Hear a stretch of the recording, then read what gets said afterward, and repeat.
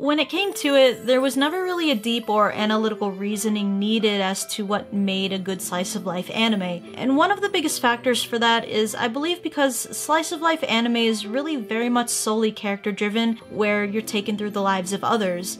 And whether or not you like those characters in the first place becomes the first step into deciding if you'll continue it or not. We watch slice of life for the escapism of witnessing these characters living completely normal lives and the chain of events that take place in each episode. And if I had to say my own take on what keeps my attention going in a slice of life anime, here's what I ask myself. Do I like the characters? Can I relate to them? Do I care about their lives? Do I want to see where this character takes me? All these questions eventually leading to how a slice of life grabs your attention. One of the first slice of life anime I saw was the famous series Lucky Star. Now, admittedly, I'd be lying if it wasn't the looks of these soft, innocent schoolgirls that got me interested in the first place. And if I read the summary today, I probably wouldn't really have cared. But what really grabbed my attention was how different each character was, from their interests, their personalities, and really just seeing their friendship grow and simply enjoying their normal lives in high school.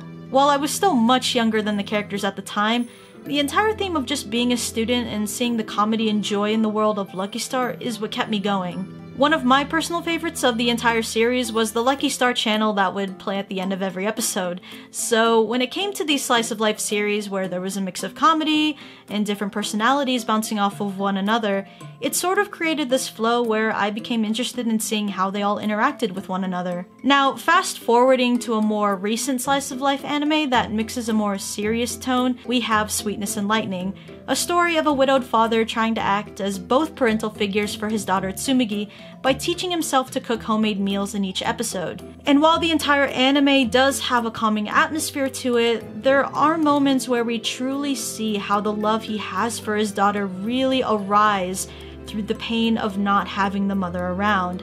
And I think what truly grabbed my attention was something much more than seeing how they live each day together. This story wasn't just enjoying a father and daughter spending time together making delicious meals, but also an experience with the world of parenting and what feels like is being seen through the eyes of the father to make sure he makes his daughter happy. Now, taking another anime such as Himoto Umaru-chan, it was a little bit more difficult for me to really stick around for more than a few episodes. Shortly put, Umaru's character is something I don't find particularly tolerable. While I enjoyed the memes while they lasted, very quickly did I get annoyed and honestly tired of her. While the concept of her and her brother was cute in the first episode, I feel her entire existence was the center of everyone else's. You had everyone who was this average student living their lives normally, all trying to cater to Umaru's character, making sure she was the absolute star of the show, and while you yourself may have found her hyperactive personality adorable, I, for one, did not.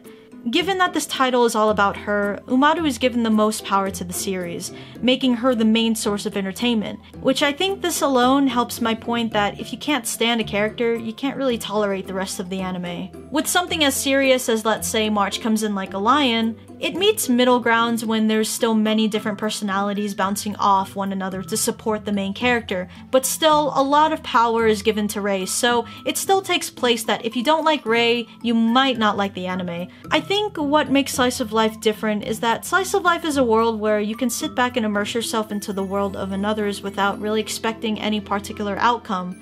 If you're invested enough into the characters, and if the events going on through their lives are bringing out more of whatever it is you love about that character, I think those are what really grab your attention in a slice of life anime.